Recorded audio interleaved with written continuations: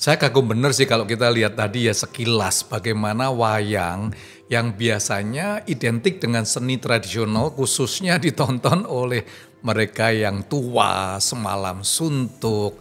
Dan ada seorang pemuda yang mengubah mindset yang sangat istimewa sekali. Bagaimana hal yang tradisional tetap disimpan tapi penampilannya sangat berbeda sekali. Menampilkan sebuah cerita wayang tapi dalam bentuk animasi. Dan saya akan ngobrol asik dengan seorang pemuda yang mengubah paradigma ini dan menjadikan semua seni tradisional khususnya wayang menjadi sebuah virtual ya, ani wayang, dan ini akan membuat kita semuanya tercengang bahwa dari Indonesia kita bisa membawa budaya kita sampai ke global. Saya Jamie Untoro dalam Satu Cerita untuk Indonesia. Kita akan ngobrol langsung dengan founder daripada Ani Wayang Desa Timun, Daud Nugroho. Daud, apa kabar nih? Ya baik Pak, terima kasih banget udah diundang ke sini. Saya yang thank you untuk tadi saya lihat trailer yang cukup luar biasa. Gimana sih mengubah paradigma wayang yang biasanya untuk orang tua, you changing the mindset. Wayang ini juga bisa untuk Gen Z. Gimana mulainya tuh, Daud? Wah, oke. Ini ceritanya panjang nggak apa-apa ya? Oke. Jadi saya itu dulu lahirnya di Jogja sebenarnya Pak. Oke, lahir Jogja. Betul. Tapi umur 2 tahun saya udah pindah ke Bandung. Nah, karena orang tua tuh semua dari Jogja, semua keluarga saya banyak di Jogja. Saya banyak diperkenalkan dengan budaya Jawa ya. Terutama wayang kulit tuh. Dari kecil saya dibelikan wayang kulit satu set gitu banyak, dan saya senang sekali memainkannya, terutama ada karakter Gatot Kaca, Punakawan gitu. Wow. Jadi waktu kecil saya sering memainkan, sempat bercita-cita jadi dalang juga bahkan orang tua saya bilang waktu kecil saya kalau tidur harus sambil meluk wayang gitu. Kalau nggak mau tidur. Oke. Nah, tapi setelah itu saya juga banyak saya juga suka baca buku, baca komik Jepang, nonton animasi Jepang. Jadi saya hidup dengan itu juga. Nah, terus saya kuliahnya di ITB, jurusan Desain Komunikasi Visual. Nah, di situ saya selalu diingatkan sama dosen-dosen saya gitu, kalau sebenarnya it's okay mau gaya gambarnya seperti gaya komik Jepang, tapi jangan lupa kalau kita punya budaya lokal yang juga unik dan kuat gitu. Jadi saya selalu diingatkan itu. Sejak saat itu saya suka menggabungkan jadi gaya gambar yang saya suka, gaya gambar komik Jepang itu misalnya dengan yang tradisional, yang lokal kayak unsur budaya, tari-tarian dan lain sebagainya.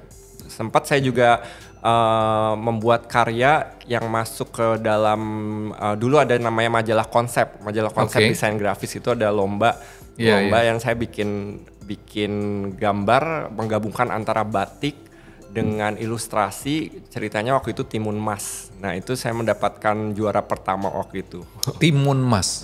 Ceritanya. Maka itu dalam cerita Yu Ani Wayang Desa Timun. Tapi Desa Timun sendiri sebenarnya adalah sebuah cerita imajinasi daripada Yu sendiri. Iya, betul. Nah, ini ceritanya itu saya terinspirasi waktu saya jadi guru TK di tahun 2014. Dulu saya sempat jadi guru TK, dan di situ saya banyak sekali mendongeng ya.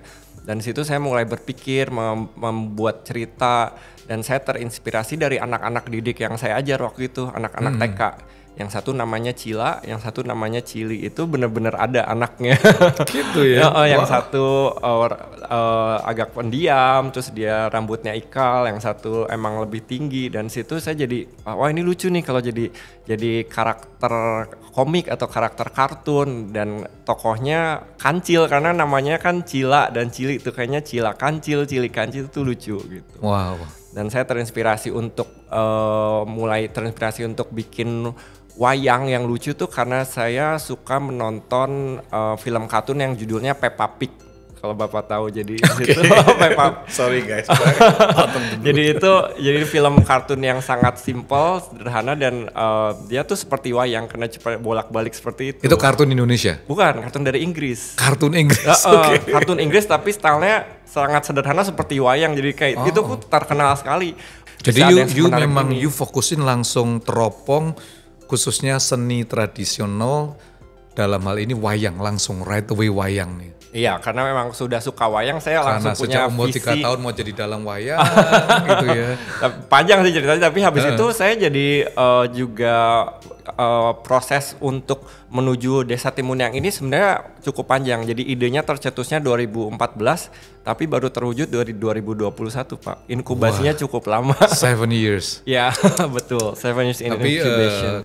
Saya dengar bahwa Desa Timun ini berkesempatan sampai main ke Pixar Studio, California, ya kan? Iya. Dari Jogja, Bandung, langsung boom sampai California. Cerita gimana sih, Daud? Jadi waktu itu saya ini memasukkan ya, jadi karena ini bentuknya film ya, jadi kita masukkan ke berbagai festival film, terutama Children Film Festival. Jadi salah satunya ada di San Diego International Children Film Festival, yang kebetulan itu tempatnya di San Diego Comic Con, itu event pop culture terbesar di dunia. Wow. Jadi kita dapat berkesempatan untuk ke sana juga di San Diego Comic Con, menayangkan ini animasi ke audiens di Amerika, dan reaksinya juga sangat positif ya. Mereka sangat senang, anak-anak di Amerika itu baru pertama mungkin ya melihat wayang, dan mereka memainkan wayang-wayangnya kita ini gitu. Mereka senang banget. Ya Daud, kalau kita ngelihat ya dalam cerita you kan mengambil konsep Desa Timun ya. Gimana sih pertama kali ide muncul yang you sebagai founder daripada Ani Wayang? Nah, cerita where to start itu sampai jadi Ani Wayang sendiri ini. Jadi kalau ini ya, kalau dari Desa Timun sendiri, saya tadi ya karena terinspirasi dari anak TK yang saya ajar, ada Cila dan Cili. Jadi ini seperti kayak connecting the dots gitu. Jadi pertama tokoh Kancil. Tokoh Kancil itu kan tokoh yang sudah sangat lekat dengan orang-orang Indonesia, anak-anak ya, karena udah ada sejarahnya sangat panjang. Lalu juga lagu si Kancil anak nakal suka mencuri timun, pasti semua juga udah tahu. Walaupun lagu itu juga banyak dikomplain ya, karena kan ininya pesannya agak negatif ya, kayaknya bahkan Kaseto sendiri juga ini tidak mendukung lagu itu ya, tidak menganjurkan, karena kok ayo lekas dikurung jangan diberi ampun, kayaknya negatif sekali ya gitu. Saya juga memiliki keresahan tentang itu, makanya kenapa nggak kita bikin cerita Kancil tuh yang lebih fun gitu, lebih positif. Jadi dari tokoh-tokoh Kancil itu saya pengen bikin jadi satu desa. Jadi si Kancil yang itu bukan lagi Kancil yang mencuri timun, bukan lagi Kancil yang dikurung, tapi Kancil yang hidup bahagia di satu desa. Nah, namanya desa apa? Karena Kancil suka timun ya namanya Desa Timun gitu. Jadi itulah. Nah, kalau dari Ani Wayang sendiri, karena waktu saya ingin membuat sesuatu ya, awalnya Desa Timun ini nggak seperti ini, masih berwarna kayak gitu. Tapi justru di akhir 2020 ketika saya mulai ngedevelop Desa Timun ini, saya terpikir untuk kita harus bikin sesuatu yang berbeda. Mungkin kalau kita Indonesia ini dari segi industri animasi jauh tertinggal ya dibanding Amerika yang sudah mulai dari puluhan tahun yang lalu. Tapi kalau Indonesia yang sudah sangat mengakar justru adalah wayang sebagai seni animasi tradisional. Makanya saya terpikir kenapa enggak saya fokuskan kekuatan kita gitu sebagai orang Indonesia, karena saya mau ngejar jadi seperti Pixar mungkin jauh, tapi kalau mau bikin sesuatu yang berbeda, buat saya itu mungkin lebih menjadi keunggulan ya, karena saya ingat satu quote ini, sedikit lebih berbeda lebih baik daripada sedikit lebih baik. Tapi Daud, you yakin ya, I'm sure you yakin lah ya, di tengah-tengah tantangan global, khususnya kan you Ani Wayang ini fokus kepada Gen Z lah mungkin ya, yang semuanya udah dipengaruhi dengan Marvel series, Disney, semua tentang animation Jepang, Korea, China gitu ya. Dan ini keren sekali sih, you punya ide ya. Bisa cerita nggak ide awal karakter, saya lihat sini begitu banyak tokoh-tokohnya ya, gimana you memperkenalkan ini sih? Jadi ini sambil saya perkenalkan aja ya. Jadi ini pertama ada Cila ini. Halo. Cila. Cila. Jadi ini adalah Cila, anak paling besar, ini anak Kancil yang paling besar. Dia ini sukanya baca buku. Halo. Oke. Nah, dia ini suka baca buku dan punya banyak ide. Lalu dia punya adik nih namanya Chili. Tapi adiknya Cela, Chili, oke. Iya, Chili. Chili ini lebih tinggi karena dia suka makan. Makannya banyak. Nah, ini dua karakter ini yang terinspirasi dari anak TK yang dulu saya ajar waktu dulu. Jadi ada yang namanya Cila dan ada yang namanya Chili. Ini dulu memang ada anaknya dan mirip-mirip seperti ini. Memang yang satu lebih tinggi walaupun anak TK B tapi tingginya sama seperti anak kelas 3 SD gitu. Iya. Lalu ada satu lagi namanya Cilo. Ini adik mereka yang paling Jadi mereka kecil. bertiga, Cela, Chili, Celo. Cila, Chili, Cilo. Cela, Chili, Celo. Oke. Ya. Kalau Cilo ini dia suka sekali dengan bola gitu. Oke. Lalu ada ayam. Ini Ayam. Oke. Kalau Indonesia kan juga erat sekali ya dengan ayam gitu. Kalau misalnya film kartun luar mungkin punya anjing penjaga, tapi kalau saya pengen sesuatu yang berbeda nih yang Indonesia banget, makanya dibikinnya ayam penjaga. Wow. Ini saya ngisi suaranya.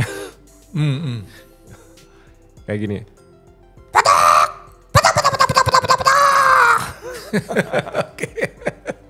Guys, ini Ani Wayang keren banget ya. Sudah masuk di dalam begitu banyak kancah dan menerima begitu banyak award dari nominasi film animasi pendek terbaik Festival Film Indonesia 2002. Itu tokohnya 2022, apa? 2022 kan? Iya. Tokohnya apa? Ya ini dari sini dari Desa Timun ini. Judulnya apa waktu itu? Yang judulnya Bola waktu itu. Bola. Yang pertama kali yang saya buat itu. Itu mendapat dalam festival film terbaik. Short nominasi terpendek ya. Nominasi film animasi pendek terbaik FFI 2022. Itu berapa menit kalau dikatakan terpendek?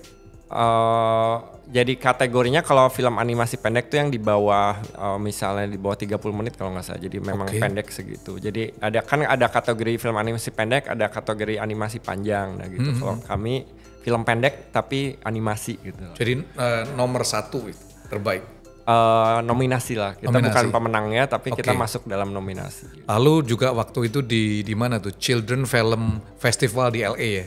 Ya di LA ada, di San Diego dan di Kineko Festival Tokyo Jepang juga ada. Nah kalau kita ngelihat itu juga beberapa award lainnya lah ya, cukup keren ya. Daud, tapi kalau ngelihat ini semuanya ya, kalau kita saya ngelihat beberapa dari Bola, Desa Timun, apa sih nilai-nilai tradisional yang ingin disampaikan? Oh ya, jadi karena Desa Timun ini ceritanya tentang kehidupan keseharian anak-anak di desa ya.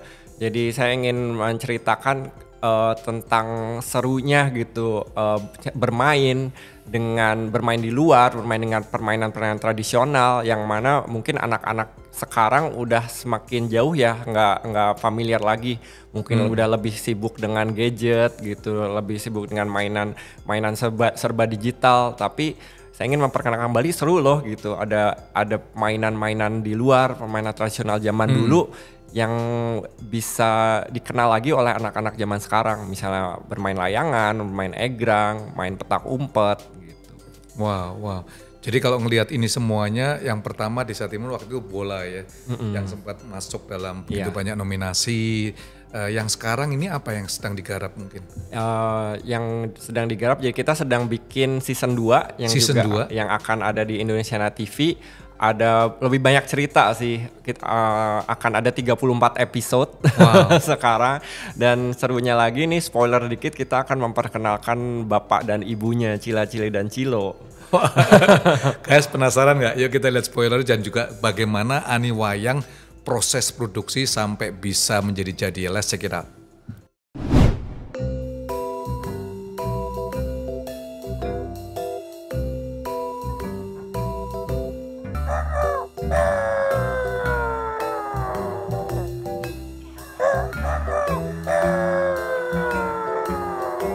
Selamat pagi.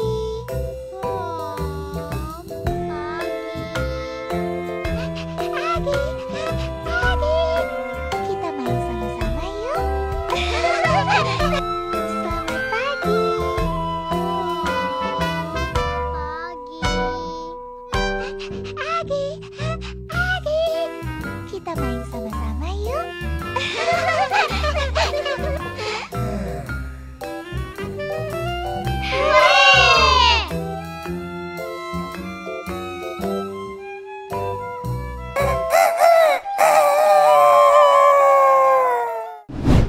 Daud ini keren banget ya. Tapi saya penasaran gimana you bisa membawa Aniwayang ini ke segmen semua usia, nggak cuma Gen Z saja. Pastilah Gen Z pasti senang itu ya. It's just matter of time. Yeah. Kemarin saya ngelihat misalnya Disney Yeah. ya waktu di Jakarta itu yang nonton anak-anak pasti, tapi dengan mamah-mamahnya, Yeah. berapa dengan papahnya. Yeah. Dia tanya siapa yang kau senengin, semua bisa shout nama, Yeah. termasuk mamahnya. Oke. Itu poin saya. Gimana Oke. you mengedukasi orang tuanya supaya Oke. mereka juga mengerti Aniwayang, Desa Timun, cerita bola, Siap. nggak cuman anaknya teriak-teriak, mamanya bengong. Iya. Iya kan? Siap. Ya berarti jadi gini, saya waktu membuat cerita itu pertama ini ada pakemnya ya untuk Aniwayang Desa Timun tuh kita tidak boleh bikin cerita yang menggurui. Jadi ceritanya harus menghibur. Jadi edukasi itu nomor kesekian. Yang penting menghibur dulu, baru kalau ada nilai-nilai baik yang kita bisa sampaikan, kita selipkan di dalamnya. Jadi juga ini syarat dengan komedi ya, syarat dengan joke. Misalnya untuk yang di film yang bola, yang Desa Timun yang berjudul Bola itu ada cerita tentang Cila dan Cili itu menggambar gunung dan sawah. Yang mana itu kan sesuatu yang Indonesia banget ya gitu kan. Kamu gambar apa? Aku gambar gunung dan sawah. Aku juga gambar gunung dan sawah gitu. Yang itu relate banget dengan semua kalangan ya, baik dari anak-anak maupun orang dewasa. Yang pasti masa kecilnya pernah gambar gunung dan sawah karena semua orang Indonesia itu pasti pernah gambar gunung dan sawah di sekolah mungkin, karena atau mungkin memang cuma bisanya gambar gunung dan sawah itu Indonesia banget. Jadi memang kita suka masukin banyak joke seperti itu sih yang bisa relate bukan hanya untuk anak-anak tapi juga untuk orang dewasa. Daud, tapi ini kan sebenarnya nggak cuman film aja kan. Biasanya you bisa live show gitu. Betul. Kan, lalu main begini kan. Itu biasanya tonton berapa ratus anak?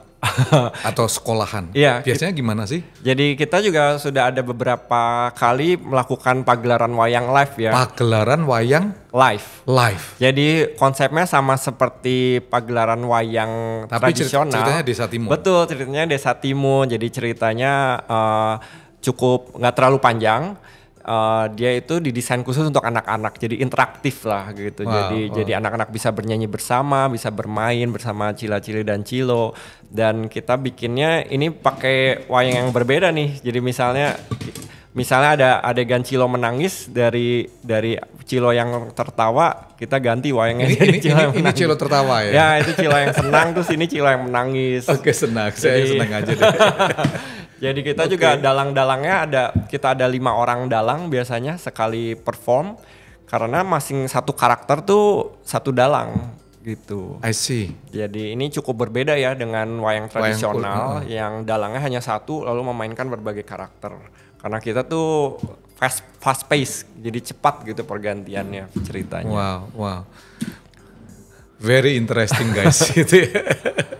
Tapi kalau teman-teman yang nonton satu cerita ini mau belajar jadi dalang di Aniwayang bisa? Bisa.